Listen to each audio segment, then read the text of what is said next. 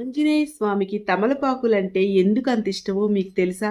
సీతమ్మని వెతుక్కుంటూ హనుమంతుల వారు లంకా ప్రవేశం చేసినప్పుడు రావణ సైన్యము హనుమంతుడిని గొలుసులతో బంధించి తోకకు నిప్పంటిస్తారు. దాంతో హనుమంతుడికి విపరీతమైనటువంటి కోపమొచ్చి ఒక దుముకు దూకి మొత్తం లంకా నగరాన్ని తన తోకతో లంకా నగరాన్ని కాల్చి బూడిద చేస్తాడు. కానీ అదే సమయంలో హనుమంతుడికి కూడా కొన్ని గాయాలవుతాయి. అయితే లంక నుంచి తిరిగి వచ్చినటువంటి హనుమంతుడి శరీరంపై ఉన్నటువంటి గాయాలను చూసి రాముడు చాలా బాధపడతాడు.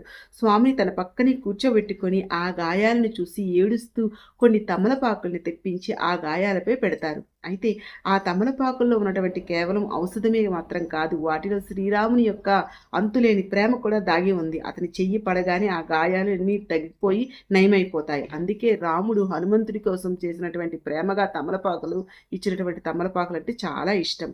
అప్పుడు హనుమంతుడు జాంబవంతుడితో, ఇక నుంచి ఎవరైనా నన్ను పూజించాలి అంటే నాకు ఈ తమలపాకులతో చేసినటువంటి మాలను అర్పించాలి. అలా ఎవరైతే చేస్తారో వారికి ఈ ఆంజనేయుడి అనుగ్రహం తప్పకుండా లభిస్తుంది అని, నా కోసం ఎవరైతే తమలపాకులు తెస్తారో దానిలో నేను రాముణ్ణి చూసుకుంటాను అని చెప్తాడు.